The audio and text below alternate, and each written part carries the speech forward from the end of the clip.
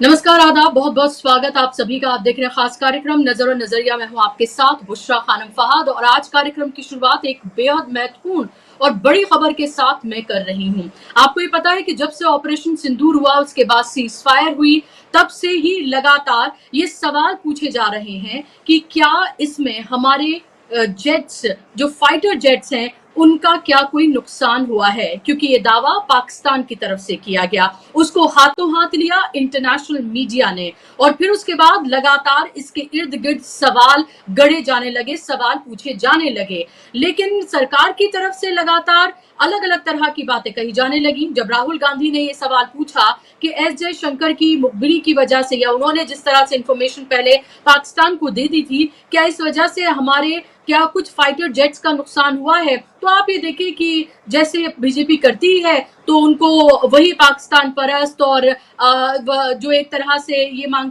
कहा जाता है कि सबूत गैंग का नाम जो है उनको दे दिया गया। और कल भी संबित पात्रा ने इसको लेकर प्रेस कॉन्फ्रेंस की थी। लेकिन अब क्या कहेगी ये सरकार, क्योंकि जो बात मैं आपको बताने जा रही हूं वो बहुत महत्वपूर्ण और आज की इस वक्त की सबसे बड़ी खबर है। जो चीफ ऑफ डिफेंस स्टाफ है, यानी कि सीटीएस अनिल चौहान, वो इस वक्त सिंगापुर में है। और सिंगापुर में जो ब्लूमबर्ग है, उनकी पत्रकार ने उनसे सवाल पूछा ऑपरेशन सिंदूर को लेकर। तमाम तरह के उनसे सवाल पूछे गए, लेकिन जो सबसे महत्वपूर्ण सवाल जो उनसे पूछा गया वो ये कि क्या पाकिस्तान में उन्होंने पूछा है उनसे कि क्या पाकिस्तान ने संघर्ष के दौरान भारतीय जेट गिराए। ये सवाल उनसे पूछा गया अंग्रेजी में। उन्होंने कहा कि क्या आप इसकी पुष्टि कर सकते हैं, ये पत्रकार ने उनसे सवाल पूछा। उन्होंने इसके जवाब में कहा कि असली मुद्दा ये नहीं है कि कितने विमान गिरे, बल्कि ये है कि वो क्यों गिरे और हमने उनसे क्या सीखा। भारत ने अपनी गलतियों को पहचाना, उन्हें जल्दी सुधारा और फिर 2 दिन के भीतर दुश्मन के ठिकानों को लंबी दूरी से निशाना बनाकर एक बार फिर प्रभावी तरीके से जवाब दिया। यानी कि इस सवाल के जवाब में उन्होंने ये एक्सेप्ट किया है कि हमारे फाइटर जेट्स जो हैं वो गिरे हैं, जिसको लेकर लगातार सवाल पूछे जा रहे थे। ये पूछा जा रहा था कि क्या इस पूरे कॉन्फ्लिक्ट में हमारा कोई नुकसान हुआ है। तो इसका आपको पता ही है कि कोई एक सीधा जवाब नहीं दिया जा रहा था। और सरकार तो आपको पता है कि अपनी ढपली अपनी राग बजा ही रही है, और मोदी जी अपनी एक अलग यात्रा पे निकले हुए हैं। उसके अलावा रिपोर्टर ने फिर उनसे पूछा, पाकिस्तान ने दावा किया था कि उसने 6 भारतीय जेट गिराए, क्या ये सही है। इसके जवाब में सीरियस चौहान ने कहा कि बिल्कुल गलत है, गिनती मायने नहीं रखती है, बल्कि ये मायने रखता है कि हमने क्या सीखा और कैसे सुधार किया। यानी कि वो एग्जैक्ट नंबर नहीं यहाँ पर बता रहे हैं, ये भी नहीं कह रहे हैं कि 6 नहीं 1 2 3 4 5 गिरे, बल्कि वो ये कबूल रहे हैं कि हाँ ऐसा हुआ है, हमारे फाइटर जेट्स गिरे हैं। लेकिन कितने गिरे हैं इसकी बात नहीं कर रहे हैं। लेकिन पाकिस्तान ने 6 कहा है, उसके बाद को वो इनकार कर रहे हैं, यानी कि 6 नहीं है, वो 5 4 3 2 1 कुछ भी हो सकते हैं, यानी कि 6 से कम वो कुछ भी हो सकते हैं, वो यहाँ ये कहते हुए नजर आ रहे हैं। इससे पहले आपको याद होगा 12 मई को एयर मार्शल अवधेश कुमार भारती जो हैं, जब उनसे पूछा गया था ऑपरेशन सिंदूर के दौरान कि राफेल पाकिस्तान में क्या क्रैश हुआ है या मार गिराया गया है, सीधे तौर पर इसमें राफेल का नाम लिया गया था। तब उन्होंने ये कहा था क्योंकि अभी हम एक तरह से एक युद्ध की जैसी स्थिति में हैं, तो मैं इसका जवाब यहाँ पर नहीं देना चाहूंगा। मैं किसी भी कीमत पर पाकिस्तान को कोई फायदा हो ऐसी कोई बात यहाँ पर नहीं कहना चाहता हूँ। उन्होंने फिर आगे ये भी कहा कि हम कॉम्बैट की स्थिति में हैं और नुकसान जो है वो इसका एक हिस्सा है। ये बात तब कही गई थी, ये 12 मई को कही गई थी। उसके अलावा आप ये देखिए, सुब्रमण्यम स्वामी जो है, उन्होंने एक इंटरव्यू दिया है, एक पॉडकास्ट दिया है उन्होंने। उस पॉडकास्ट में जब उनसे ये सवाल पूछा गया कि राहुल गांधी ने ये सवाल पूछा है कि क्या हमारे कितने जेट हमारे गिराए गए, क्योंकि राहुल गांधी ने ये नहीं कहा कि ये राफेल गिराए गए या 4 5 3, उन्होंने कहा कि क्या गिराए गए या नहीं ये बताया जाए, इसको एक्सप्लेन किया जाए। तो उस पर सुब्रमण्यम स्वामी कहते हैं 5। उन्होंने 5 सीधे तौर पर उन्होंने 5 का नाम इसमें लिया है। और अब आप ये देखिए कि लगातार जो सवाल पूछे जा रहे थे, अब उन सवालों के जवाब जो है वो मिलते हुए नजर आ रहे हैं। इस सब के बीच कांग्रेस ने इसको लेकर ट्वीट किए हैं और कई तरह के सवाल जो हैं उन्होंने भी खड़े किए हैं। जयराम रमेश ने ट्वीट किया है। जयराम रमेश ने यहाँ पर करगिल की याद दिलाई है। उन्होंने कहा है कि 29 जुलाई 1999 को करगिल युद्ध समाप्त होने के बाद महज 3 दिन के बाद ही वाजपेयी सरकार ने देश के सामरिक मामलों के विशेषज्ञ के सुब्रमण्यम की अध्यक्षता में करगिल समीक्षा समिति गठित की थी, जिनके पुत्र आज भारत के विदेश मंत्री हैं। इस समिति ने 5 महीने बाद अपनी विस्तृत रिपोर्ट सौंपी। ये रिपोर्ट, जिसका शीर्ष था फ्रॉम सरप्राइज टू रिकुकिंग, इस रिपोर्ट को आवश्यक संशोधनों के बाद 23 फरवरी 2000 को संसद के दोनों सदनों के पटल पर इसको रखा गया था। क्या मोदी सरकार अब सिंगापुर में चीफ ऑफ डिफेंस स्टाफ द्वारा किए गए खुलासे के मद्देनजर वैसा ही कोई कदम उठाएगी? तो ये सवाल उठाए जा रहे हैं अब कि क्या इसको लेकर कोई जांच कमेटी अब बनाई जाएगी? क्या दूध का दूध पानी का पानी होगा? क्या ये हमें पता चलेगा कि हमारा कितना नुकसान हुआ है, इस देश का कितना नुकसान हुआ है? देखिए, इसमें कोई दो राय नहीं है कि हमारी सेना जो है उन्होंने अपने शौर्य, अपने पराक्रम जो है वो दिखाया। आतंकी ठिकानों को टारगेट करके उनको ध्वस्त किया। 9 ठिकानों को ध्वस्त किया। हालांकि लिस्ट ये 22 की है, लेकिन उनमें से 9 को ध्वस्त किया गया। लेकिन जो सवाल पूछे जा रहे हैं, और सवाल इसलिए भी पूछे जा रहे हैं क्योंकि अभी आपको याद होगा एयर मार्शल चीफ जो है उन्होंने भी सवाल उठाए थे रक्षा मंत्री की मौजूदगी में। उन्होंने कहा था कि हमें मालूम होता है जब रक्षा सौदे हो रहे होते हैं कि इस समय से इनकी डिलीवरी नहीं होगी, लेकिन उसके बाद भी हम इन पर साइन करते हैं। अभी तक एक भी प्रोजेक्ट जो है वो समय से डिलीवर नहीं हुआ है। एक तरह से उनकी हताशा उसमें कहीं ना कहीं साफ तौर पर नजर आ रही थी। और राफेल को लेकर और राफेल की डील को लेकर जिस तरह के भ्रष्टाचार के आरोप लगाए जाते रहे, अब उसको लेकर भी सवाल उठ रहे हैं। चीन और पाकिस्तान का जो पूरा गठजोड़ है उसको लेकर भी इसके मद्देनजर सवाल उठाए जा रहे हैं, क्योंकि राफेल जो है वो 4.5 जनरेशन का है। जो चीन का जहाज है जो उसने पाकिस्तान को दिया है J-10, वो 5th जनरेशन का है और अब उसने 6th जनरेशन का भी तैयार कर लिया है। तो सवाल अब डिफेंस एक्सपर्ट जो है वो लगातार ये उठा रहे हैं कि क्या हम इसमें कहीं पीछे छूट रहे हैं? क्या ऐसा है कि चाइना पाकिस्तान का जो गठजोड़ है वो मजबूत होता जा रहा है, और दूसरी तरफ आप ये देखिए कि हमारी जो विदेश नीति है वो लगातार किस तरह से फेल होती भी नजर आ रही है। और ट्रंप आज फिर से उन्होंने 10 घंटे में दूसरी बार इस बात को फिर से उन्होंने रिट्रेट किया है कि कैसे व्यापार की धमकी देकर उन्होंने दरअसल पाकिस्तान और हिंदुस्तान के बीच जो कॉन्फ्लिक्ट, जिसको आप वॉर कहें या जो भी आप कहें, वो उन्होंने रुकवाई। मोदी जी लेकिन खामोश हैं। मोदी जी ये कह रहे हैं कि रोटी चैन से खाओ वरना मोदी की गोली तो है ही। मोदी जी कह रहे हैं कि गोली का जवाब पाकिस्तान को पता चल गया है कि गोले से दिया जाएगा। वो सिंदूर को एक प्रोडक्ट की तरह इस्तेमाल करके किस तरह से पूरे देश में भ्रमण के लिए निकले हुए हैं। पहले ये कहा जाता है घर घर सिंदूर पहुंचाया जाएगा, फिर कह दिया जाता है कि ये तो फेक खबर है। पहले तिरंगा यात्रा निकाली जाती है, वो कामयाब नहीं होती है, तो उसके बाद मोदी जी खुद ही निकल पड़ते हैं। और उसके बाद महिलाओं को कहा जाता है कि सिंदूर के रंग जैसी जो साड़ी होती है वो आप पहन कर आए।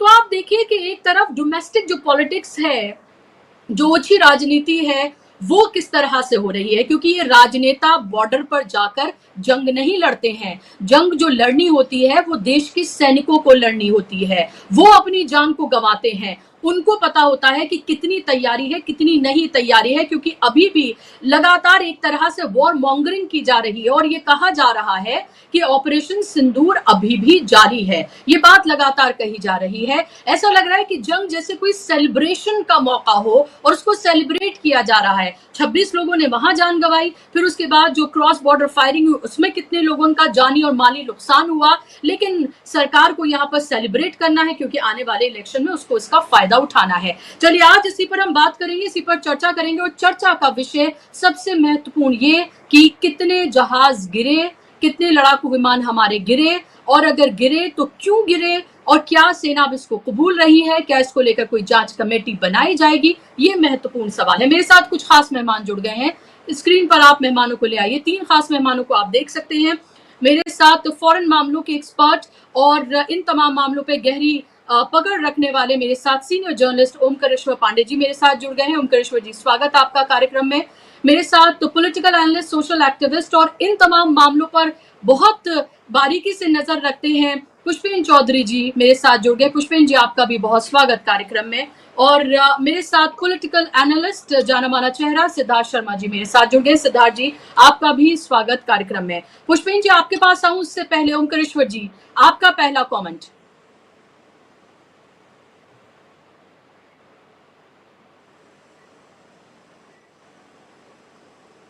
जी, आपकी आवाज नहीं आ रही, आवाज खोले ओमकारेश्वर जी की।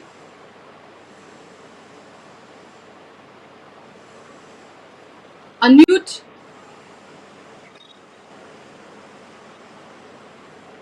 चलिए, मैं ओमकारेश्वर जी के पास मैं लौट रही हूँ। पुष्पेन जी, आपका पहला कमेंट।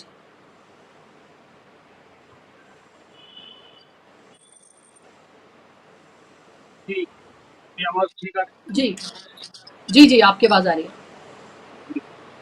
देखिए जो खुलासे पर खुलासे होते चले जा रहे हैं, वास्तविक बात यह है कि देश के और लोकतंत्र के हित में, सरकार के हित में तो यही होता कि ऑपरेशन कम से कम जब सीज फायर हो गया, उसके बाद इनको तुरंत ही, जिस तरीके से करगिल युद्ध के बाद तीसरे दिन कमेटी बना दी गई थी और बाद में कुछ समय बाद उसने रिपोर्ट दी, अगर ये देश को ना भी बताते तो कम से कम एक सर्वदलीय बैठक बुला करके इसका खुलासा कर सकते थे। हालांकि ये बताने में, क्योंकि देखिए बाकी हथियारों की बात तो एक अलग है, लेकिन लड़ाकू विमान जो हमारा गिरना है ये बहुत बड़ी खबर होती है। एक तो उसका कारण ये है कि ये बहुत ज्यादा कीमती उसमें होता है और उसमें पायलट की भी कई बार जान चली जाती है, तो पायलट सेफली वापस आ गए ऐसा बयान तो उस वक्त इन्होंने दिया। उसी टाइम से जो है ये शक जाहिर किया जा रहा था कि कहीं ना कहीं, और कॉम्बैट की सिचुएशन में दोनों तरफ से नुकसान होता है या नुकसान होते हैं, इस तरह का इन्होंने जो है पहले बयान दिया था। और उसके बाद अब जो ये बयान आ रहा है, इसमें सबसे पहले तो गोदी मीडिया को सबक लेना चाहिए कि प्रश्न किस तरीके से पूछे जाते हैं। कितने बेहतरीन तरीके से उस पत्रकार ने प्रश्न पूछा कि हमारे सीडीएस उस प्रश्न से बच नहीं सके, और जो इंस्ट्रक्शन सीडीएस को भी के ऊपर भी पॉलिटिक्स हावी है आज की तारीख में। इनको बताया हुआ है कि साहब आपको नहीं बताना है, जबकि ऐसा पहले नहीं होता था। तो उन्होंने जो है कहीं न कहीं ये एडमिट कर लिया कि कम से कम एक विमान तो हमारा गिरा ही है। उसके बाद हमने रेक्टिफिकेशन कर लिया या हमने वो जो भी कर लिया, करेक्टिव मेजर्स लिए, वो बात ठीक है, नुकसान आपका हो सकता है, कोई दिक्कत नहीं है, आप बहादुरी से लड़े और सारे देश को आपके ऊपर गर्व है, कोई दिक्कत नहीं है। लेकिन इसको छुपा करके, और ये अन्य सोर्सेज से जब ये बातें बाहर आ रही हैं, दाएं से बाएं से, अखबारों से और तमाम सोर्सेज से इसकी चर्चा पूरे वर्ल्ड में हो रही है, तब जो है कहीं ना कहीं जो है इसका नुकसान और कॉन्फिडेंस का लॉस जो है जनता के मन में होता है कि सरकार और पता नहीं क्या क्या छुपा रही है। और फौज के बारे में जिस तरह के कमेंट्स बार बार आ रहे हैं, अभी आपने देखा कि किस तरीके से जो एयर चीफ मार्शल है उन्होंने खुलासा किया कि भाई हम ऑर्डर देते हैं, उसके बाद कॉन्ट्रैक्ट साइन होता है और इक्विपमेंट जो आता है वो इतना डिले होकर के आता है कि जो है जिसकी कोई हद नहीं, उससे बड़ा नुकसान होता है, क्योंकि उसके बाद टेक्नोलॉजी बाकी देशों की इंप्रूव हो चुकी होती है, हमारे पास पुराने इक्विपमेंट आते हैं। और थोड़ा सा समय लेते हुए दो तीन चीजें, जो इस साल का बजट है इसके भी मैं खुलासा कर दूं।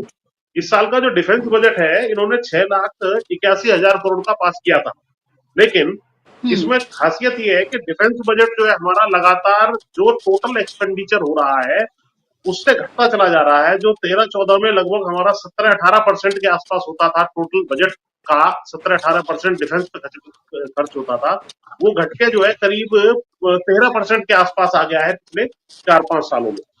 और अगर जीडीपी का परसेंटेज हम देखें तो ये केवल 1.9% के आसपास है, और इसमें से भी अगर पेंशन का खर्चा हटा दें तो जीडीपी का 1.5% हम इस पे खर्च कर रहे हैं। जबकि अन्य देश जो बड़े हमारे कॉम्पिटिटर है या बड़ी ताकतें हैं, यूएसए 3.4% जीडीपी का खर्च करता है, चाइना 1.7%, रशिया 5.9 लगभग 6%, और इंडिया का तो मैंने आपको बता ही दिया। तो इस सब से ये पता लग रहा है कि हम लोग अपने जो है इन पर खर्च ना करके, और हम जो है केवल दम्भ भरते हैं कि हमारी सेनाएं मजबूत हो गई हैं, हमने ये कर दिया है, हमने वो कर दिया है, और जब वास्तविक लड़ाई हुई तो उस वक्त पता चला कि आपकी क्या क्या खामियां हैं। इसमें फौज की कोई गलती नहीं मैं मानूंगा, इसमें गलती एडमिनिस्ट्रेशन की है कि कौन कौन सा इक्विपमेंट उनको मिलना चाहिए था, क्या वो समय से मिला। राफेल जो 126 लाने की बात कांग्रेस सरकार ने की थी, ये लोग तो 36 लेके आए। और आज तक ये भी खुलासा मैंने कहीं नहीं किसी अखबार में पढ़ा कि 36 जो आए थे वो वास्तव में आपके यहाँ आ गए या ऑर्डर ही था वो, क्योंकि वो एक दिन में नहीं आते। तो ये सारी चीजें देखने को मिल रही है कि भैया कहीं ना कहीं डिफेंस पर भारी कॉम्प्रोमाइज आप कर रहे हैं, आप खुलासे नहीं कर रहे हैं। रफेल आपके कहीं ना कहीं, रफेल या अन्य लड़ाकू विमान आपके गिरे थे, और आप ये दिखाने के लिए कि नहीं साहब हमने जो है बिना किसी नुकसान के उनको निस्तानाबूद कर दिया, ये जो आपका फेक नैरेटिव है ये चल नहीं पा रहा है। इसी कारण से ये सारी गड़बड़ियां हो रही है। लेकिन देश जानना चाहता है कि वास्तव में क्या हुआ था, और सरकार को इसका खुलासा चाहे वो सर्वदलीय बैठक बुला करके करना पड़े या संसद का विशेष सत्र बुला के करना चाहिए।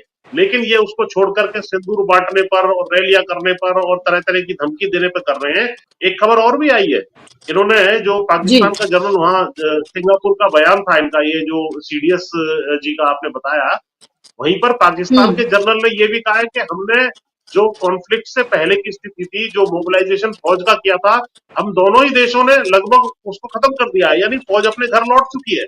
और दूसरी तरफ ये कह रहे हैं कि ऑपरेशन सिंदूर जारी है, कभी भी हम हमला कर सकते हैं। तो फौज जब घर वापस लौट गई है तो कैसे आप हमला कर लेंगे? तो ये जब इसके ऊपर प्रश्न चिन्ह लगाए गए तो उस नैरेटिव को काउंटर करने के लिए सब इनकी हरकतें हैं। लेकिन इनका पर्दाफाश अब हो चुका है। पॉलिटिकली ये बिल्कुल फेल साबित हुए हैं, कूटनीतिक रूप से भी और विदेश नीति में भी और सामरिक नीति भी इनकी फेल साबित हुई है। केवल फौज ने इज्जत बचाई है और उसका भी क्रेडिट ये खुद लेने के लिए घूम रहे हैं। जी जी बिल्कुल, खुद क्रेडिट लेने के लिए जगह जगह घूम रहे हैं, जगह जगह रैलियां कर रहे हैं, रोड शो कर रहे हैं। ऐसा लग रहा है कि पता नहीं क्या सेलिब्रेशन का मौका है। कोई आत्म मंथन चिंतन जो है वो नहीं किया जा रहा है कि जो गलतियां अभी हुई वो आगे अगर कोई अगर ऐसे इस तरह की स्थिति बनती है तो क्या किया जाना चाहिए। हमारे जो पड़ोसी जिनके साथ हमारे रिलेशन खराब हुए हैं उनसे कैसे हम अपने रिलेशंस को बरकरार रखें, बनाएं, आगे बढ़ाएं, ये बात तय करनी चाहिए। क्या किया जा रहा है?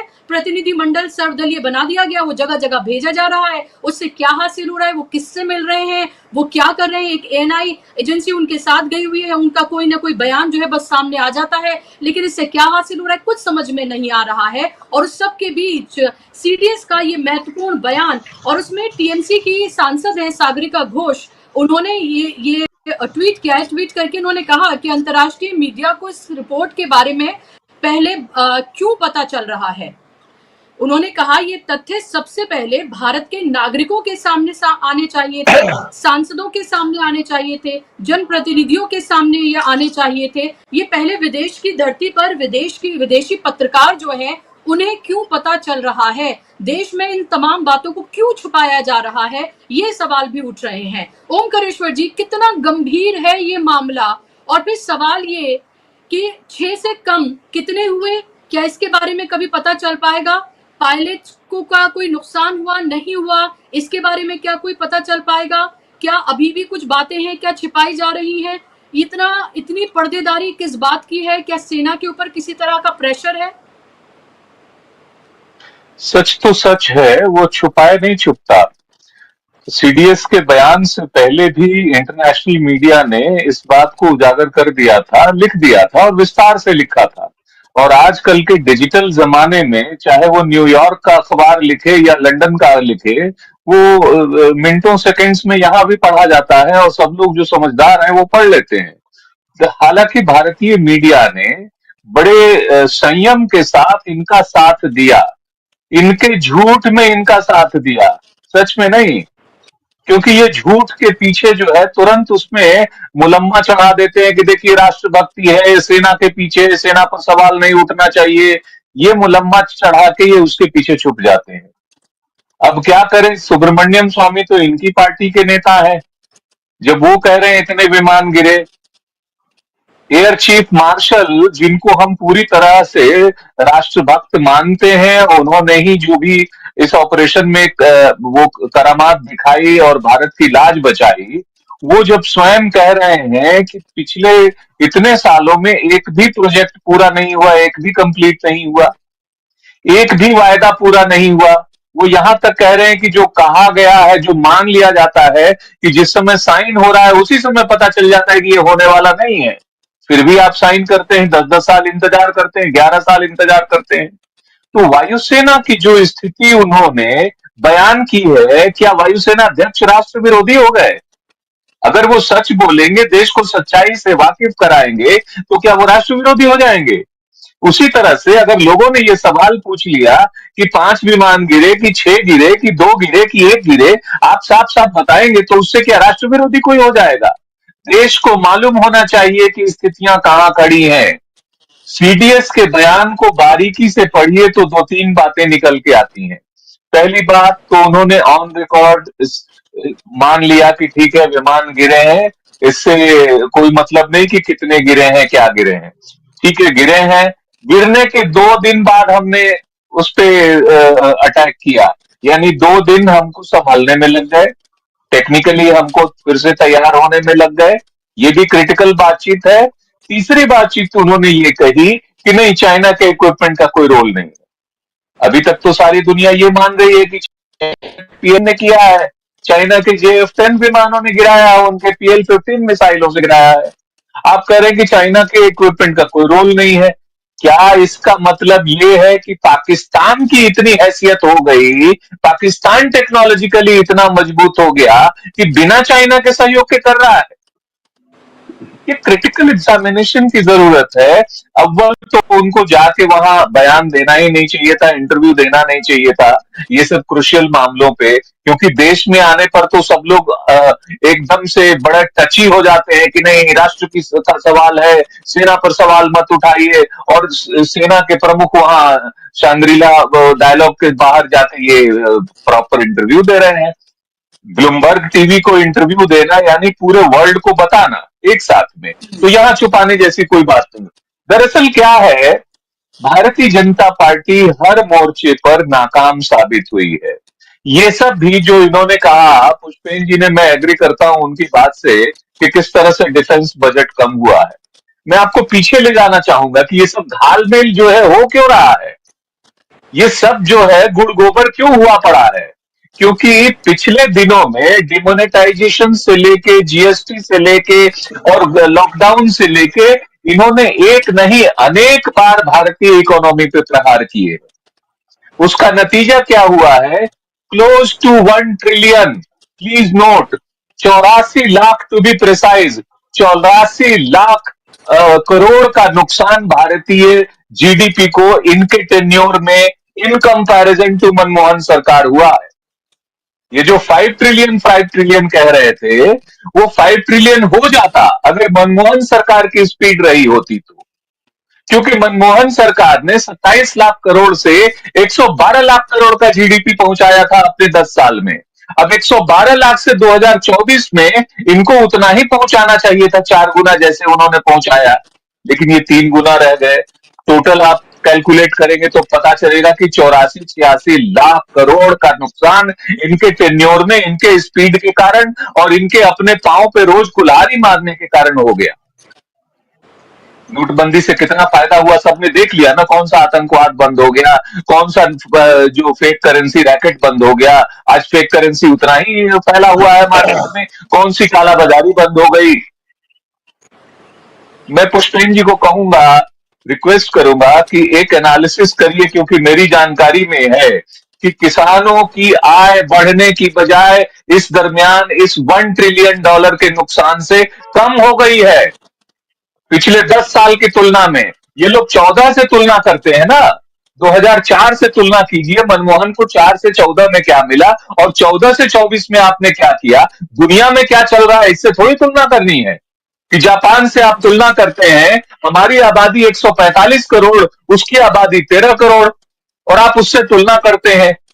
हम जो है वो, हमारा जो आमदनी है, प्रति व्यक्ति आय है, वो दुनिया में 140वें नंबर पर है। जापान की 33 लाख ओमकारेश्वर जी, आपको रोक रही हूं, माफ कीजिएगा, $33,000 है। एक सवाल के जी। साथ आपको रोक रही हूं मैं, फिर मैं सिद्धार्थ जी आपके पास आ रही हूँ कि सवाल ये उठ रहा है कि अगर ये जो हमारा जो कॉन्फ्लिक्ट हुआ जिसमें हमारा नुकसान हुआ है, सवाल ये उठ रहा है, ये पाकिस्तान के साथ हुआ है। पाकिस्तान एक छोटा सा मुल्क जो डिपेंडेंट है दूसरे कंट्रीज पर, कि जिस तरह से उसे आईएमएफ से लोन मिला है, लगातार उसका मजाक आप उड़ाते रहते हैं, कटोरा लेकर भिकमंगा है, ये वो तमाम तरह की बातें जो है वो कही जाती रही है इंडियन मीडिया में, और जो सरकार है वो भी करती है। मेरा सवाल आपसे ये है कि ये जो नुकसान हुआ है, ये नुकसान हम कह रहे हैं कि हमने कोई जाकर वहां पर जंग नहीं लड़ी, बल्कि ये जो भी कुछ हुआ है हमने यहां से बैठकर किया, उन्होंने वहां से बैठकर जवाब दिया। ये जो नुकसान हुआ है वो पाकिस्तान से हमारी कॉन्फ्लिक्ट में हुआ है। क्या ये बड़ा सवाल नहीं है कि जिसको आप कम आंक रहे थे, कमतर आंक रहे थे, जिसको आपको लग रहा था कि आप जवाब देंगे और उसके बाद कुछ नहीं होगा, जैसे वो मोदी जी को आपने सुना था कि जिस पर बहुत मीम भी बनाए गए हैं कि पाकिस्तान ने हम पर ही हमला कर दिया। भाई आपने उन पर किया तो वो जवाबी कार्रवाई तो करेंगे ही, खामोश तो कोई भी नहीं बैठता, चाहे वो कितना ही छोटा कंट्री सही। तो क्या ये सब इससे बड़ा गंभीर सवाल ये नहीं है क्या? जी देखिए, ये बहुत ही क्रिटिकल। जी सिद्धार्थ जी, आ रही हूँ आपके पास।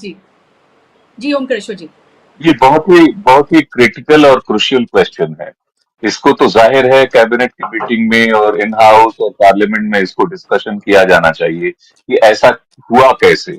मैं उसकी डिटेल में जाए बगैर गृह मंत्री अमित शाह जी के स्टेटमेंट को कोट करना चाहता हूँ। 2 दिन पहले वो पुंछ में गए थे, 2 दिन का दौरा किया और उन्होंने साफ साफ माना है कि हमारे सिविलियन इलाके पे हमला पाकिस्तान ने किया, हमारे मस्जिदों पे, मंदिरों पे, चर्च पे, गुरुद्वारे पे हमला किया, स्कूल कॉलेजेस पे हमला किया है। इतनी बात अगर वो कह रहे हैं तो जाहिर है नुकसान हुआ है। जो प्रेस ब्रीफिंग हमारे डिफेंस मिनिस्ट्री ने की थी, उसमें आप याद करिए कि उन्होंने इन डिटेल लिखा था कि भारत के 9 ठिकानों पर आतंकी हमले के जवाब में उसने 36 ठिकानों पर हमले किए। उसने सारे वेस्टर्न बॉर्डर खोल दिए। इस बात को गृह मंत्री ने भी स्वीकार किया कि पूरे वेस्टर्न बॉर्डर पे अटैक किया था। उसके बाद हम लोगों ने जो अटैक किया, नूर खान जो उनका एयर बेस है और 2-3 जगह और पता नहीं कितनी जगह उड़ाए हैं, बहुत सारे उड़ाए हैं, तो ये अटैक हुआ। एक बात और, सभी ने इस बार, पाकिस्तान ने भी और भारत के भी महत्वपूर्ण लोगों ने इस बात को साफ साफ मना किया है कि कोई भी न्यूक्लियर एस्केलेशन तक की पहुंच नहीं हुई थी। बीच में ये खबर भी उड़ाई गई जो फेक मीडिया और उसकी तरफ से कि साहब न्यूक्लियर हम उसकी तरफ पहुंच गए थे इसलिए युद्ध को रोकना पड़ा। युद्ध क्यों रोकना पड़ा ये तो आपको क्लैरिफाई करना चाहिए कि अगर आपको या तो अटैक नहीं करना था, अगर अटैक करना था तो डिसाइसिव अटैक करना था। जो आप दूसरी पार्टियों पर आरोप लगाते रहे कि पीओके लेते और बलूचिस्तान अलग कर देते, तो आपको इस बार अलग कर देना चाहिए था। रक्षा मंत्री जी कह रहे हैं कि 1971 में नौसेना सक्रिय हुई थी तो पाकिस्तान के 2 टुकड़े हो गए थे, इस बार सक्रिय होती तो 4 टुकड़े हो जाते। आपको रोका किसने था? क्या अमेरिका ने रोक दिया? 11वीं बार अमेरिका ने कहा है मध्यस्थता की और दोनों देशों को रोका है, और इस बार तो उसने बाकायदा अदालत में एफिडेविट करके कह दिया है कि हमने मध्यस्थता की और हमने जो है वो दोनों देशों को युद्ध से रोका है और उनके बीच में। तो ये जो सिचुएशन, आप झूठ इतना मत फैलाइए। ये जो विदेश नीति का भी कबाड़ा हुआ है वो मिस हैंडलिंग हुई है। गोदी मीडिया ने जिस तरह से हम चीजों को मिस हैंडल किया है, चाहे वो कनाडा का मसला हो, बांग्लादेश का मसला हो, कोई और कंट्री, ईरान के साथ अभी कुछ लोगों ने बदसलूकी की, ये जिस तरह से आप डील कर रहे हैं, क्या फायदा हुआ आपके 80 देशों की यात्रा का? क्या फायदा हुआ इतने सारे सेल्फी लेने का सभी राष्ट्राध्यक्षों का? आज जो ऑल पार्टी डेलीगेशन जा रहा है उनकी क्या स्थितियां हैं? किससे मिलके आ रहे हैं? वो खुद ही प्रेस कॉन्फ्रेंस कर रहे हैं, खुद ही इंडियन लोगों को बिछा के। कई जगहों पर तो आश्चर्य हुआ कि वो अपने एम्बेसडर से बात कर रहे हैं। मतलब बाहर कोई 4 आदमी भी नहीं मिला, और एक आध जगह भी विरोध भी हुआ है वहां पर। खैर पाकिस्तानियों ने किया, उनका काम है करने का विरोध।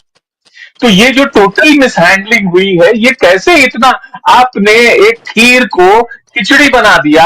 अब डेलीगेशन को कह रहे हैं कि हम जो खिचड़ी बना आए हैं उसको खीर बना दो। दुनिया में है कोई ताकत जो खिचड़ी को खीर बना दे? ये खिचड़ी इतनी कड़वी हो चुकी है कि इसको खीर बनाने में दशकों लग जाएंगे। ये सिचुएशन है जी। बिल्कुल आप सही कह रहे हैं। और लेकिन यहाँ पर जो कुछ हो रहा है सिर्फ हेडलाइंस मैनेजमेंट का खेल हो रहा है। अब हीरो को हीरो बनाना है मोदी जी को, बस इसी में पूरा का पूरा मीडिया। वैसे तो वो 11.5 साल से नतमस्तक है, लेकिन उसको एक और मौका चाहिए। उसको शायद मौका ऑपरेशन सिंदूर के तौर पर मिला, और उसके बाद वो कुछ दिन तक तो उसने सेना का गुणगान गाया, लेकिन उसके बाद आप ये देखिए कि अब सिर्फ मोदी मोदी मोदी ही किया जा रहा है। सवाल तो यहाँ पूछने की किसी भी मैं हिम्मत नहीं कहूंगी, औकात ही नहीं है। वो तो पूरी तरीके से नतमस्तक है, पैरों में गिरे पड़े हैं बिल्कुल, और इसीलिए वो देश हित में कोई सवाल नहीं पूछते, और जो सवाल पूछता है देश हित में उसको देशद्रोही कह दिया जाता है। यानी कि लोकतंत्र में आप सवाल पूछना देशद्रोह हो जाएगा। आप सवाल मत पूछिए, बस गर्दन हिलाते रहिए, और उसके बाद उन जैसे नेताओं के सवाल आप सुनते रहिए जो ये कहते हैं कि भाई सेनाएं तो और पूरा देश जो है वो मोदी जी के चरणों में नतमस्तक है। यही इनकी असली हकीकत है। आज उसी भोपाल में थे मोदी जी, लेकिन वहां महिलाओं की बड़ी बड़ी बातें वहां पर कर रहे हैं, अहिल्याबाई की बातें कर रहे हैं, लेकिन वहीं उनके मंत्री विजय शाह ने क्या बयान दिया उसका कोई दूर दूर तक जिक्र तो छोड़ दिए, कोई कार्रवाई भी नहीं होती है। लेकिन सवाल फिर ये है सिद्धार्थ जी, और फिर मैं आ रही हूँ पुष्पेन जी आपके पास। सिद्धार्थ जी, सवाल ये है कि जो सवाल विपक्ष पूछ रहा था, जो इंटरनेशनल मीडिया लगातार जो सवाल उठा रहा था, जो सीएनएन से लेकर तमाम जगहों पर पाकिस्तान बैठकर इस बात को कह रहा था, आप ये कह सकते हैं भाई पाकिस्तान झूठ बोल रहा होगा, ये अपनी बात को कह रहे हैं, लेकिन टेलीग्राफ से लेकर तमाम न्यूज़पेपर्स, तमाम एजेंसीज ये बात कह रही थी, और अब सीडीएस ने इस पर मोहर लगा दी। अब क्या कहेंगे? क्या एयर चीफ मार्शल को भी वही कहेंगे जो राहुल गांधी और कांग्रेस और हम जैसे पत्रकारों को कहा जाता है? क्या सीडीएस को भी ये वही कहेंगे? अब तो ये सवाल तो बिल्कुल जाहिर हो गया ना, कितना छुपाएंगे, कितनी पर्देदारी करेंगे। और देखिए ये हम इसलिए कर रहे हैं क्योंकि ये देश की डिग्निटी का सवाल है। ये किसी एक शख्स, एक सरकार, एक प्रधानमंत्री का नहीं है, बल्कि देश की डिग्निटी का सवाल है ये। जी सबसे पहले तो भाजपा किसी को अगर बुरा भला कहती है तो उसको ज्यादा बुरा भला मानने की जरूरत नहीं है, क्योंकि वो उसको वो मतलब वो उसको वो जो कहने का तात्पर्य होता है वो हड़काना चाहती है लोगों को, इसीलिए वो कहती है। इसीलिए हड़कने की जरूरत नहीं है। अगर उनको हड़काना है, किसी को देशद्रोही बोलना है तो उठा ले और सुब्रमण्यम स्वामी जी को जेल में डाल दे, कौन मना कर रहा है? उन्होंने ही तो रफाल के बारे में सवाल पूछा। तो खैर भाजपा क्यों करती है वो अलग बात है। मेरे ख्याल से समस्या ये है कि एक छोटा सा उदाहरण के साथ बताता हूं कि मान लीजिए मैं आज क्रिकेट का बहुत शौकीन व्यक्ति हूं, मैं क्रिकेट देखता हूं, तो स्वाभाविक है कि मैं भारतीय टीम का मैं फैन हूं, वो हमेशा जीते ऐसी अपेक्षा रखता हूं। लेकिन अगर कल मैं भारतीय टीम का कोच बना दूंगा तो फिर सिर्फ उत्साह से काम नहीं चलता है, फिर मुझे उसके खेल की रणनीति में भी पढ़ना पड़ता है। तो भाजपा होता यह है कि कोई भी अगर क्रिकेट का दर्शक है, वो अगर स्टेडियम में मैच देखने जा रहा है तो उसकी इच्छा तो ये होती है कि मेरी टीम हर बॉल पे छक्का मारे, सामने वाली टीम की हर बॉल पे 0 पे आउट हो जाए, तो 10 विकेट से हम मैच जीत जाएं। तो इच्छा तो ये होती है, लेकिन मैच वैसा होता नहीं है। मैच थोड़ा टाइट होता है, कभी आपके भी एक आध विकेट गिर जाते हैं, कभी सामने वाला भी आपके खिलाफ छक्का मार देता है, तो कुल मिला के मैच का नतीजा क्या होता है उस पर जाता है। लेकिन हर बॉल पर, हर गेंद पर आप ही की टीम जीते ऐसा होता नहीं है। कई बार सामने वाला छक्का भी मारता है, आपके भी विकेट गिरते हैं। तो मेरे ख्याल से भाजपा ये समझ नहीं पाई है कि वो जब से पिछले 10 साल से भारत में सरकार में है, तो इसका मतलब वो कोच के स्थान पर है, वो फैन के स्थान पर नहीं है, वो दर्शक नहीं है कि हर बात पे जोर जोर से उत्साह करके चिल्लाए। वो एक कोच है, कोच का काम होता है रणनीति से आपको जिताना। तो मेरे ख्याल से भाजपा वो समझ नहीं पाई है। लेकिन भारत की जो सेना है वो क्योंकि अपने आप में एक व्यावसायिक प्रोफेशनल बॉडी है, इसीलिए आप उनका स्टेटमेंट देखिए तो कहीं मुझे उसमें कोई विसंगति या इनकंसिस्टेंसी नहीं दिख रही है। 10 तारीख को सबसे पहले जिस दिन एयर मार्शल AK भारती जी जो DGMO एयर हैं, उनसे सवाल पूछा गया तो उन्होंने भी उस दिन ये कहा कि हाँ, एयर कॉम्बैट में किसी न किसी तरह की हानि होती है, लेकिन हमारे सब पायलट सुरक्षित हैं। इसका मतलब उन्होंने ये माना कि हमारे हवाई जहाजों को तो हानि हुई है, लेकिन हमारे पायलट को हानि नहीं हुई। आज जब चीफ ऑफ डिफेंस स्टाफ ने सिंगापुर में कहा, वो भी मोटा मोटी वही बात कही कि हाँ, एयर के क्या कहते हैं, जब युद्ध होता है तो हवाई जहाजों की हानि हुई होगी, लेकिन हमारे पायलट सेफ रहे। तो इसका मतलब बिल्कुल ये स्पष्ट हो जाता है कि ये जो युद्ध शुरू हुआ था 7 तारीख को, इससे पहले का भी 7 तारीख को जिस समय हुआ था, हमें पता है कि भारतीय वायुसेना के एक भी जहाज पाकिस्तान के एयर स्पेस में, मतलब पाकिस्तान की धरती के तरफ नहीं गए, न तो पाकिस्तान का कोई वायुसेना का जहाज भारत की धरती पर आया। भारत ने जो भी 7 तारीख को ऑपरेशन करने की कोशिश की, जो कि आतंकवाद के ठिकानों को गिराना था, वो भारत के हवाई जहाज भारत के ही हवा में आके पाकिस्तान की सीमा की तरफ जाके उसके ऊपर बमबारी करने की कोशिश की, क्योंकि किसी भी हवाई जहाज में 100 किलोमीटर 200 किलोमीटर दूर मार करने के मिसाइल होते हैं, तो आपको कोई पाकिस्तान के अंदर जाने की जरूरत नहीं है, भारत के अंदर रहते हुए भी कर सकते हैं। लेकिन आज जो एयर चीफ मार्शल ने कहा, उसके सीडीसी ने, चीफ ऑफ डिफेंस स्टाफ ने कहा, इसका मतलब यह है, और होता यह है कि जैसे ही कोई हवाई जहाज हवा में जाता है, किसी रेडार को अगर रेडार के पकड़ में आ जाता है, तो हवाई जहाज के पायलट को पता लग जाता है कि उनको किसी रेडार ने देख लिया है, क्योंकि रेडार के दिखते ही आपके ऊपर मिसाइल का हमला होना शुरू हो जाता है। इसीलिए 10 तारीख को डीजीएमओ भारती जी ने भी कहा था कि ये जो एयर कॉम्बैट होता है, ये कैट एंड माउस टाइप का गेम होता है, चूहा बिल्ली का खेल होता है, इसमें आपको कर्व से आगे रहना है, ये सब टेक्निकल बातें उन्होंने कही। इसका मतलब ये है कि हर पायलट जानता है, जैसे ही वो हवा में उड़ान भरता है और कोई अगर दुश्मन का रेडार उसको पकड़ लेता है, तो उसके हवाई जहाज में उसको पता लग जाता है कि दुश्मन ने हमें पकड़ लिया है। तो मेरे ख्याल से आज जो सीडीसी ने कहा, उसका मतलब यह है कि 7 तारीख को भारतीय वायुसेना जैसे ही पाकिस्तान के आतंकवादी ठिकानों पर हमला करने के लिए हवा में उड़ी, तो पाकिस्तान के रेडार्स ने बहुत अच्छे से उनको पकड़ लिया। इसीलिए भारत की वायुसेना को ज्यादा उस तरफ, पाकिस्तान की तरफ ज्यादा हमले नहीं, मतलब ज्यादा नहीं जा सके। इसका एक क्या कहते हैं प्रमाण यह है कि 8 तारीख को जिस समय कर्नल सोफिया कुरैशी ने सबसे पहली बार दुनिया को बताया कि ऑपरेशन सिंदूर क्या था, उन्होंने ये बताया कि भारतीय सेना ने 21 टारगेट्स को, 21 आतंकवादी ठिकानों को चिन्हित करके रखा था, लेकिन बमबारी 9 पर ही की। इसका मतलब जो चाह तो रहे थे वो 21 पर भी करना, 21 पे नहीं कर सके, 9 को किया, ये तो स्पष्ट हो जाता है। अगर आपके पास 21 गलत लोगों का, 21 बदमाशों का आपके पास हुलिया पता है, तो आप 9 ही को क्यों पकड़ेंगे? इसका मतलब यह है कि आपने पकड़ने की कोशिश तो की, लेकिन कुछ लोग बच के निकल गए, 9 हाथ में आ गए। तो इसका मतलब ही यह है कि 7 तारीख को जब भारतीय वायुसेना की कोशिश थी पाकिस्तान के आतंकवादी ठिकानों पर हमला करने के लिए, उस समय रेडार कैच कर रहे थे, और रेडार कैच करने के कारण भारतीय वायुसेना अपने 100% एफिशिएंसी पर काम नहीं कर पा रही थी। इसीलिए भी मेरे ख्याल से चीफ ऑफ डिफेंस स्टाफ का कहना था कि 7 तारीख को हमसे कुछ टेक्निकल मिस्टेक्स हुए, जिसको हमने अगले 2 दिन में सीखा, और उसके बाद उन्होंने 10 तारीख का जो अपना हवाला दिया, उस दिन कहा कि हमने और ज्यादा अंदर से हमले किए। हमें पता है कि 10 तारीख को भारत ने पाकिस्तान के सैन्य ठिकानों पर हमला किया, स्कर्दू से लेके कराची तक हमला किया, 11 ठिकानों पर हमला किया। जैसे ओंकारेश्वर जी ने कहा, Noor Khan airbase, Rahimi airbase, Bholari airbase, इस तरह की जगहों पे हमला किया।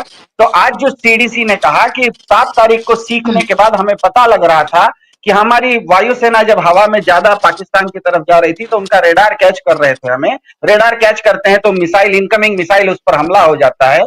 इसीलिए 10 तारीख को भारतीय वायुसेना थोड़ा सा और पीछे से और ज्यादा दूरी की मिसाइल, जैसे हमारे पास ब्रह्मोस मिसाइल जो है वो 400 किलोमीटर की दूरी से मारते हैं, तो इसका मतलब है कि अगली बार 10 तारीख को जब भारतीय सेना आई, तो उसने 7 तारीख से कुछ क्या कहते हैं सीख ली, और अगली बार जो उसने अटैक किया तो और ज्यादा भारत के अंदर से हमला करने की कोशिश की। और जो दूसरा हमला था, हमें पता है 7 तारीख को 21 टारगेट्स भारत ने आतंकवाद के चिन्हित किए थे, उसमें 9 को बमबारी की। लेकिन 10 तारीख को भारत ने 11 मिलिट्री टारगेट्स को चिन्हित किया और 11 पर भी बमबारी कर दी। इसका मतलब ही है कि एक विकेट कहीं बीच में गिरा, मैच हो रहा था, भारतीय सेना नहीं चाह रही थी विकेट गिरने का, लेकिन एक आध विकेट गिरा।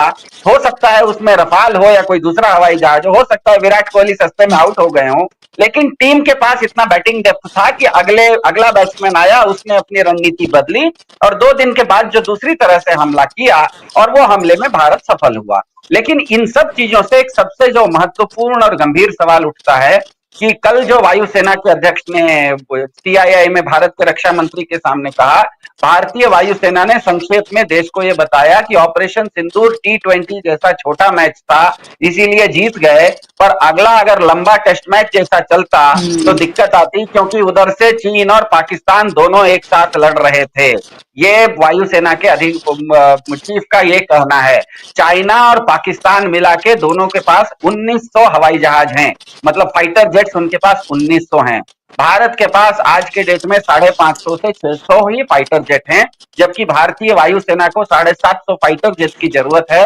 हमारे पास 550 से 600 हैं। पाकिस्तान और चीन दोनों ये ऑपरेशन सिंदूर में दोनों साथ में लड़े थे, दोनों को मिला के 1900 जहाज हैं। तो अगर आप पाकिस्तान और चीन दोनों को मिला के 1900 हवाई जहाजों का टक्कर लेना है, तो आपके पास आज सिर्फ 500 हवाई जहाज हैं, और ये बात भारतीय वायुसेना के अध्यक्ष ने कही। उसमें जो महत्वपूर्ण बात ये कही कि जो सबसे बड़ी बात उसमें यह है कि वायुयान लेना बड़ा आसान है।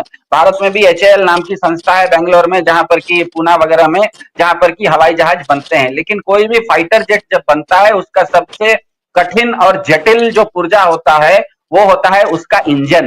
कोई भी वायुयान का इंजन सबसे जटिल पुर्जा होता है। दुनिया में बहुत सारे देश वो इंजन नहीं बना पाते। फ्रांस की सफरान बनाती है, अमेरिका की प्रैट एंड विटनी और जनरल इलेक्ट्रिक बनाती है, और इंग्लैंड की रोल्स रॉयस बनाती है। भारत ने पिछले 30 साल से GTRE नाम की संस्था है, गैस टरबाइन रिसर्च एस्टेब्लिशमेंट, उसको एक कावेरी इंजन बनाने का काम दिया है। दुर्भाग्य से अभी तक वो इंजन भारत नहीं बना पाया है। उसका कारण एकमात्र है कि एक इंजन बनाने में दुनिया भर में फाइटर जेट का एक नया इंजन डिजाइन करने में 30,000 से 80,000 करोड़ रुपए लगते हैं। लेकिन पिछले 30 साल में भारत की सरकार ने कावेरी नाम के इंजन पर केवल और केवल 3,000 करोड़ रुपया ही खर्चा किया है। मतलब 30,000 करोड़ रुपए दुनिया के दूसरे देश अपने इंजन बनाने में लगाते हैं, भारत ने पिछले 30 साल में केवल 3,000 करोड़ ही खर्चा किया है। और आश्चर्य ये कि ये तो आपके फाइटर हवाई जहाज के लिए आप 3,000 करोड़ खर्चा कर रहे हैं, लेकिन भारत के जो राजनेता हैं वो अपने प्रधानमंत्री के लिए 8,000 का हवाई जहाज भी खरीद लेते हैं। तो आप समझिए कि प्रधानमंत्री के हवाई जहाज के लिए आप 8,000 तो खर्चा कर रहे हैं, लेकिन अपने फाइटर जेट के लिए, अपनी सेना के जेट के लिए, अपनी वायुसेना के जेट के लिए, भारत की सुरक्षा के लिए आप 30,000 की जगह सिर्फ 3,000 करोड़ रुपए खर्चा कर रहे हैं। ये वायुसेना के अध्यक्ष कह रहे थे कि ये प्रमुख बात है। और यही मेरे ख्याल से चीफ ऑफ डिफेंस स्टाफ का भी कहने का मतलब ये है कि ये जो ऑपरेशन सिंदूर था, ये एक T20 जैसा मैच था। थोड़ा इधर उधर एक दो विकेट आगे पीछे हुए, लेकिन हम जीत गए। लेकिन इस जीत में हमने देखा कि पाकिस्तान अकेले नहीं लड़ता है, चीन के साथ लड़ता है। और चीन की स्थिति चीन और पाकिस्तान की ध्यान में रखिएगा। इस बार जो ऑपरेशन सिंदूर हुआ उसमें सबसे बमबारी पाकिस्तान ने गुजरात के सर क्रीक में की। मतलब गुजरात का सर क्रीक हो, राजस्थान हो, पंजाब हो, कश्मीर हो, यहां तक पाकिस्तान आपको घेरे हुए है। ऊपर लद्दाख में चीन घेरे हुए है, उसके बाद तिब्बत में चीन घेरे हुए है, सिक्किम से लेकर अरुणाचल तक चीन घेरे हुए है, और उसके नीचे म्यांमार तक चीन का एक प्रभाव है। तो एक तरह से ध्यान में रखिए, अगर भारत मैं मान लीजिए अपने सर पर एक हेडफोन पहन लूं तो भारत को गुजरात से लेके उत्तर होते हुए पश्चिम पूर्व में म्यांमार के तक, नागालैंड और मणिपुर तक हमारे विरोधी घेरे हुए हैं, चीन और पाकिस्तान घेरे हुए हैं। तो जो वायुसेना का कहना है कि अगली लड़ाई कभी भी होगी तो ये दोनों मिलकर लड़ेंगे, और ये जब दोनों मिलकर लड़ेंगे तो वो T20 जैसा मैच नहीं होगा, वो टेस्ट मैच जैसा होगा। और उस समय के लिए हमारे पास साजो सामान जितने चाहिए उतने जल्दी से जल्दी हमें चाहिए होंगे। इसीलिए इस बात की ये गंभीरता है। मेरे ख्याल से इसी आलोक में इन सब चीजों को देखना चाहिए।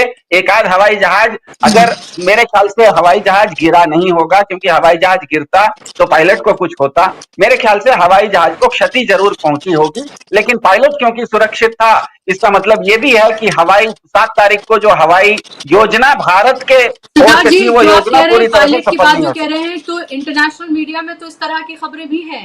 एक डॉक्यूमेंट्री मेकर हैं, उन्होंने इस तरह के दावे किए हैं। देखिए, मैं बिल्कुल एक रत्ती बराबर भी उन दावों की ना तो पुष्टि कर रही हूँ, ना उनके बारे में कोई बात मैं कहना चाहती हूँ, लेकिन ये दावे किए गए हैं कि पायलट कि उनका महिला पायलट की उन्होंने बात कही, जिसको लेकर खबरें भी छपी थी कि कब्जे में है। किसी ने कुछ और तरह के दावे किए थे, बिल्कुल उसी तरीके से जैसे फाइटर जेट्स के नुकसान की खबरें थी, वैसे उसकी भी खबरें थी, लेकिन उसके बाद उनका खंडन किया गया। तो क्या है क्या नहीं है, अभी भी कितनी पर्देदारी है, ये ऐसा लग रहा है परत दर परत जो है वो खुलकर सामने आएगा, मुझे ऐसा लगता है जी।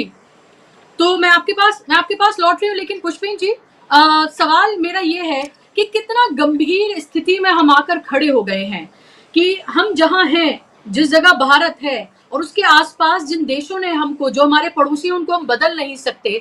जो पड़ोसी हैं उनसे हमारे जिस तरह के ताल्लुकात हैं और जिस तरह से वो पाकिस्तान के साथ उनकी जो दोस्ती है, और उसके बाद जो अभी हमारी स्थिति है, जो ऑपरेशन सिंदूर के बाद जो सामने निकल कर आई है, उससे कितनी गंभीरता से हमें आका जाना चाहिए। क्योंकि 140 करोड़ से ज्यादा का हम देश हैं, सरकारें आएंगी जाएंगी, लेकिन ये देश क्या सुरक्षित हाथों में है, ये सबसे बड़ा सवाल है। देखिए बुशरा जी, एक सबसे बड़ा नुकसान जो इस सारे एपिसोड में हुआ है, वैसे तो जो है देश में बहुत सारे नागरिक कभी भी मोदी जी की बात पर उतना ज्यादा विश्वास नहीं करते थे, लेकिन इन्होंने जो ऑपरेशन के बाद जिस तरह के उल्टे सीधे बयान आए हैं या चीजों को छुपाया गया है, इससे इनकी क्रेडिबिलिटी में भारी लॉस हुआ है। अब देश में कोई नागरिक ये नहीं मान के चल रहा है कि ये जो भी बता रहे हैं वो सच बता रहे हैं। लोगों के मन में आशंका रहती है कि इन्होंने उनका जो नुकसान किया वो भी हो सकता है बढ़ा चढ़ा कर बताया जा रहा हो, और अपना जो नुकसान हुआ उसको छुपाया जा रहा हो, क्योंकि चीजें धीरे धीरे छन के बाहर आ रही है।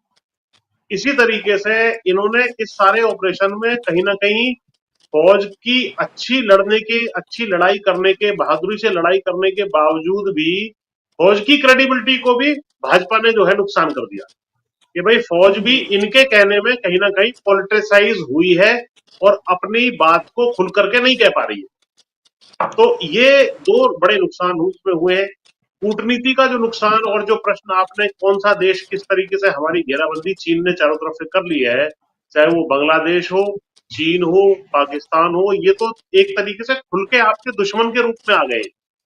और ये तीनों ही बड़े देश हैं जो हमारे आसपास है। श्रीलंका कोई बहुत ज्यादा प्रभावशाली स्थिति में नहीं है, ना नेपाल भूटान है, लेकिन ये तीनों तो आपके लिए भारी मुसीबत कभी भी खड़ी कर सकते हैं। इसमें चिकन नेक के विषय में भी कहा जा रहा है, जो एक बारीक सा गलियारा है जो पूरा नॉर्थ ईस्ट को हमारे पूरे मेनलैंड भारत से जोड़ता है, कि उसको कट ऑफ करने की बात भी कहीं ना कहीं जो है इनके उस पर है। और वहां नजदीक में ही बांग्लादेश का एक पुराना एयरबेस है जिसको चीन को देने की बात की जा रही है। उसको काउंटर करने के लिए भले ही उल्टा सीधा स्टेटमेंट एक ट्विटर के माध्यम से हेमंत बिस्वा शर्मा ने दिया था कि साहब वो इनके भी दो चिकन नेक हैं, जैसे कि कल को ही इनको आप काट करके और अपने देश में मिला लोगे। तो ये कूटनीतिक रूप से आसपास का जो थ्रेट है वो तो है ही प्रैक्टिकल थ्रेट, लेकिन जो दूर के थ्रेट हैं, जो आपके साथ कोई रूस नहीं खड़ा हुआ, जो आपका यूएसए है, ट्रंप लगातार आपके खिलाफ बयान दे रहे हैं, उसने आपकी सारी की सारी जो आपने क्रेडिबिलिटी अपनी बनाई थी या आपने अपने आप को 56 इंची और विश्व गुरु साबित किया था, उसने मतलब पूरा एक्सपोज कर दिया है कि भाई जैसे उसने स्कूल मास्टर की तरह दोनों को बिठा करके ट्रेड की धमकी देके, इसमें ट्रेड का एंगल एम्फेसाइज करना इसलिए जरूरी है। ऐसा लग रहा है कि व्यापारियों के हाथ में देश चला गया है, जिनको व्यापार और लाभ हानि के अलावा कुछ समझ में नहीं आता है, जिनको देश की राजनीतिक, कूटनीतिक, रणनीतिक, सामरिक कोई समझ नहीं है, और इन चीजों का कभी भी सौदा कर सकते हैं। देश की जो है सॉवरेंटी का जो है सौदा कर सकते हैं। ये कोई भी महंगा सस्ता हथियार खरीद सकते हैं। अगर पहले 136 विमान राफेल के खरीदने थे, कम कीमत पे खरीदे जाने थे, ये राहुल गांधी ने बार बार उठाया बात, वो 4-5 गुना कीमत पर क्यों खरीदे गए, और आज की तारीख में उसकी कीमत लगभग 2000 करोड़ से ज्यादा की है। तो ये विमान अगर गिरे हैं तो सीरियस क्वेश्चन एक खड़ा होता है कि फर्दर एक ऑर्डर और अभी रिसेंटली दिया गया है इसी दौरान कि भाई और हम खरीदेंगे राफेल विमान। तो राफेल विमान की इफेक्टिवनेस हो, अपने इक्विपमेंट की इफेक्टिवनेस हो, सेना की हो, सेना में क्या क्या कमियां है।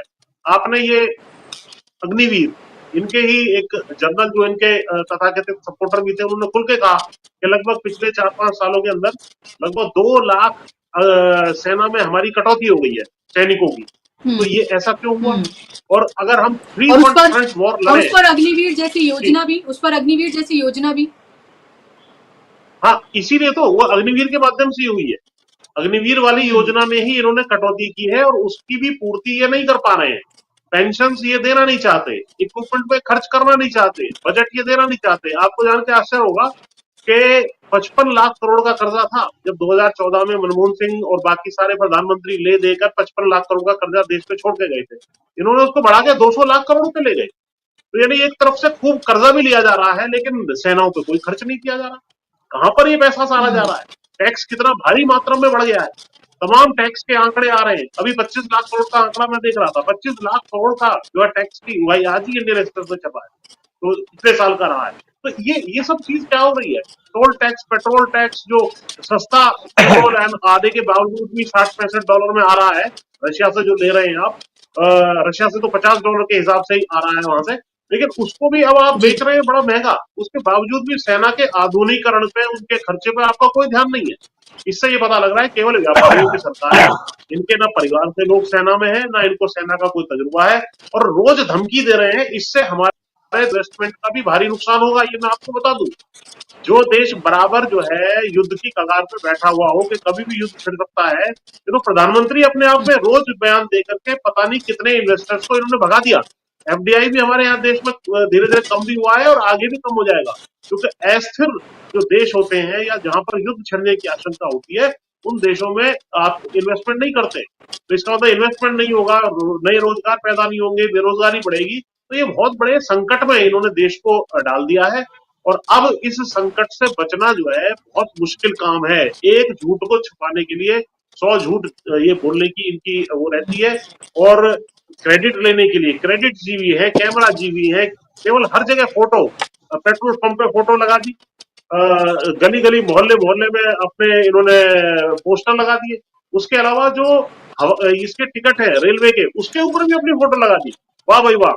तो ये जो है इनको कुछ, मुझे कभी कभी लगता है इनकी इतनी ज्यादा खुजली है कि भाई जब तक मैंने क्या किया, सुबह सुबह क्या नाश्ता किया, इस सारे देश को ना बता दूं, तब तक जो है मेरा चैन नहीं होगा। तो ये केवल जो है दो इनके तुक्के चल गए उरी के बाद, और सर्जिकल स्ट्राइक, और वो, जबकि ऐसे ऑपरेशन लगातार हम पहले भी करते रहे हैं, लेकिन उनको ना बताने के कूटनीतिक कारण होते हैं, क्योंकि हमारी कभी भी किरकिरी हो सकती है कि भाई आप तो ऐसी हरकतें करते हैं, अक्रॉस द बॉर्डर जाकर करके आप अटैक कर देते हैं, तो आप अस्थिर देश के रूप में देश में दुनिया में जाने जाएंगे। अगर इस तरह की हरकत करेंगे तो बहुत भारी नुकसान इन्होंने देश का कर दिया है। अब धीरे धीरे ये जी चीजें सामने आ रही हैं। इनके भक्त भी जो है बहुत ज्यादा आश्चर्य में कि ये सब देश में क्या हो रहा है, लेकिन देश दुनिया देख रही है, और जनता इनको माफ करने वाली नहीं है। जी बिल्कुल। बहुत संक्षेप में आपसे ओमकारेश्वर जी, वक्त की बहुत कमी है और सिद्धार्थ जी लास्ट कमेंट के लिए आपके पास आ रही हूँ। क्या एक एक शख्स को बचाने के लिए, उनकी कुर्सी बचाने के लिए, उनका चेहरा बचाने के लिए, उनको 56 इंच का दिखाने के लिए, उनको विश्व गुरु बनाने के लिए क्या भारी कीमत देश चुका रहा है? और अब सेनाएं भी अब उसका हिस्सा क्या बन गई हैं। आप लगातार सिर्फ और सिर्फ पहले धर्म उन्माद, अब क्या कहते हैं जंग का उन्माद जो है, आप लगातार उसका राग जो है अलाप रहे हैं। क्या किसी देश के लिए आप लगातार उसको जंग के मुहाने पर या उसमें उस तरह की टेंशन बना के रखें? ये कितना खतरनाक हो सकता है किसी देश के लिए, कितना अस्थिर कर सकता है किसी देश को ये जितना अस्थिर हो चुका है, मुझे लगता है कि इतिहास में इससे ज्यादा अस्थिर कभी नहीं हुआ था। भारत की इतनी किरकिरी विश्व में इससे पहले कभी नहीं हुई थी। भारत इससे पहले इतना अलग थलग कभी नहीं पड़ा था। हमें विश्व में जाके ये कहने की जरूरत नहीं पड़ी थी कि हमारा स्टैंड क्या है। दुनिया हमारे साथ अपने आप खड़ी होती थी और पाकिस्तान का नाम लेके कहती थी कि ये आतंकवादी देश है। आज जो है वो पाकिस्तान का नाम वो भारत के बराबर अमेरिका लेके कह रहा है। ब्लूमबर्ग टीवी के इंटरव्यू में भी वो पहले पाकिस्तान का नाम ले रही है, फिर भारत का नाम ले रही है।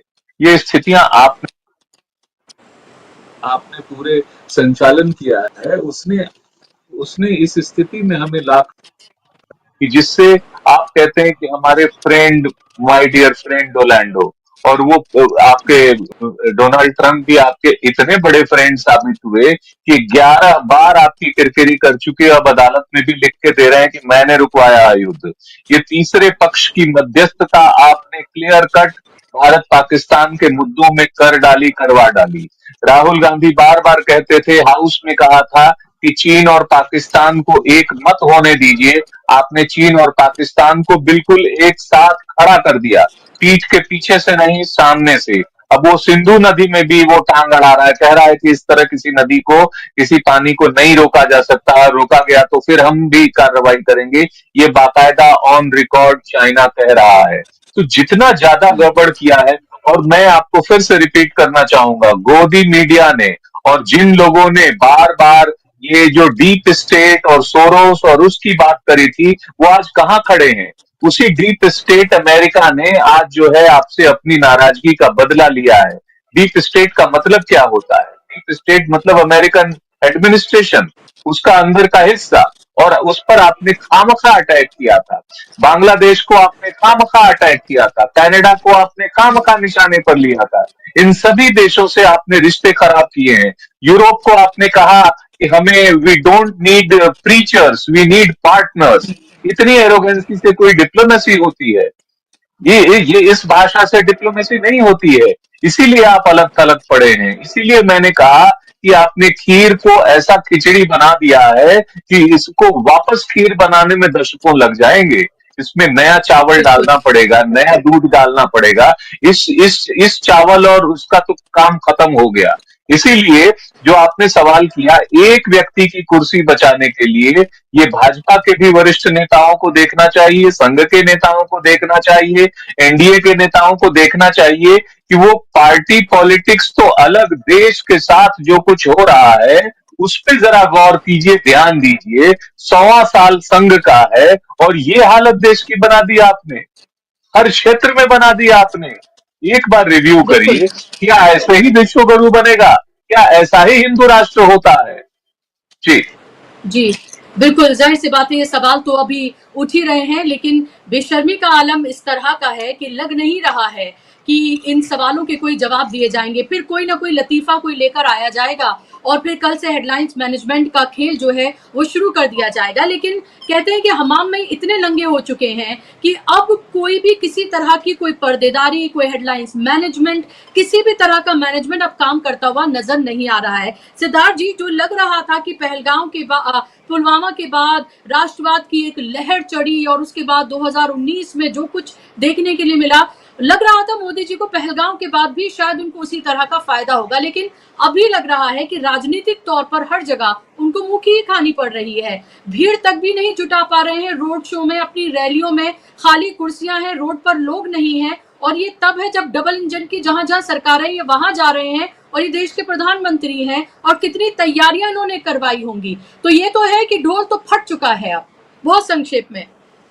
जी, देखिए, लोगों के मन में, भारत के जनता के मन में दो ही तीन सवाल हैं। एक तो राष्ट्रवादी सरकार में पहलगाम जैसी घटना क्यों हो गई, दूसरा क्या ऑपरेशन सिंदूर से क्या पहलगाम के आतंकवादी अब मारे गए, वो भी नहीं मारे गए हैं। भाजपा सरकार से लोगों का सवाल है कि जब अखंड भारत और पाकिस्तान पीओ के हाथ में लाने का वादा उन्होंने ही किया है, जब से वो बनी है भाजपा, तब से जब वो सेना की मुट्ठी में आ गया था, तब सीज फायर पर करके पाकिस्तान को राहत क्यों दे दी मोदी जी ने? पाकिस्तान को राहत देने का काम हमारा थोड़े है। पाकिस्तान को राहत दुनिया देगी या नहीं देगी, हम क्यों दे रहे थे सीज फायर करके? तो पहलगाम के तुरंत बाद, और सबसे मुख्य सवाल अभी जो फिलहाल लोगों के जहन में है कि पहलगाम के तुरंत बाद जो दुनिया भर की संवेदना और सहानुभूति भारत के प्रति थी, आज वो समर्थन में क्यों नहीं तब्दील हो रही है? लोग हमारे विरोध क्यों कर रहे हैं? हमारे लोगों को वहां जा जाके लोगों को समझाना क्यों पड़ रहा है? अब जनता के इन सवालों से बचने के लिए मेरे ख्याल से प्रधान जी बहुत ज्यादा आक्रामक भाषा बोलना शुरू किए हैं, गब्बर सिंह जैसा रोटी गोली गोला गोली ये सब। लेकिन जैसे पुष्पेंद्र जी ने कहा, इस तरह की भाषा का इस्तेमाल करेंगे तो दुनिया भर में आपको एक युद्धोन्मादी देश माना जाएगा और दुनिया भर के जो व्यापारी हैं वो यहाँ से पैसा लेके चले जाएंगे। जैसे हमें पता है एफडीआई पिछले एक साल में भारत में सबसे पिछले 10 साल में एफडीआई फॉरेन डायरेक्ट इन्वेस्टमेंट सबसे नीचे के स्तर पे आ गया है, क्योंकि आप जैसे आक्रामक भाषा का इस्तेमाल करेंगे, हो सकता है आपके लोगों को वो अच्छा लगे। भाजपा के जो लोग नाराज हैं कि भैया इन्होंने सीज फायर क्यों करवा दिया, उनको उनके गुस्से को शांत करने के लिए आप गोली रोटी गब्बर सिंह जैसी बात कर सकते हैं, लेकिन वैसी बात सुन के जो अमेरिका का या सिंगापुर का कोई करोड़पति या उद्योगपति है जो भारत में पैसा लगाने वाला है, वो क्यों लगाएगा? वो तो लेके निकल जाएगा। तो मेरे ख्याल से भाजपा के ये मेरा हमेशा से मानना है कि भाजपा एक प्याज है जिसकी सब परत धीरे धीरे खुल चुकी है। अब अंदर में आप अंतिम परत खुलने के बाद तो कुछ बचेगा नहीं, अंदर तो बीज होता नहीं है। जी, बिल्कुल, महत्वपूर्ण बात आपने कही और वो साफ तौर पर दिख रहा है और सब कुछ खुलकर सामने आ गया है। हर चीज़, अब तक के जितने भी फैसले थे, अग्निवीर से लेकर नोटबंदी से लेकर जीएसटी से लेकर कोरोना में बदहाली, हर चीज़ आप उठाकर देख लीजिए। और उस पर मैं ये नहीं कि मैं यहाँ पर कोई राहुल गांधी की तारीफ करने के लिए बैठी हुई, लेकिन एक नेता प्रतिपक्ष के तौर पर और देश के एक महत्वपूर्ण नेता के तौर पर हर चीज़ के लिए राहुल गांधी ने पार्लियामेंट से लेकर और बाहर चेताया था। लेकिन इस सरकार को सिर्फ उनका मजाक उड़ाना आता है, लेकिन सच्चाई उनको भी खुद भी पता है। और देखिए, चीन और पाकिस्तान का जो गठजोड़ है उसकी वजह से कितना भारी नुकसान देश को उठाना पड़ रहा है, ये धीरे धीरे करके चीजें जो हैं वो सामने निकल कर आ रही हैं। और यही बात राहुल गांधी ने कही थी कि हमारी नीति अब तक ये रही कि हमने एक साथ नहीं आने दिया। एक दौर था जब वो नारा था हिंदी चीनी भाई भाई, और अब आप देखें एक दुश्मन की तरह वो सामने खड़ा हुआ है। बहुत शुक्रिया आप तीनों मेहमानों का, कार्यक्रम का हिस्सा बनने के लिए, समय देने के लिए बहुत बहुत धन्यवाद। शुक्रिया आप तमाम दर्शकों का भी। अब सोमवार से आपसे मुलाकात होगी 5 बजे से, तो अब 4 बजे की जगह 5 बजे मैं आपके सामने नजर और नजरिया लेकर हाजिर होंगी। उम्मीद है कि उस वक्त भी आप मेरे साथ इसी तरह से और इससे ज्यादा जोश से मेरे साथ जुड़ेंगे, क्योंकि तमाम इसी तरह के ज्वलंत मुद्दे लेकर मैं आपके सामने हाजिर होती रहूंगी। नमस्कार।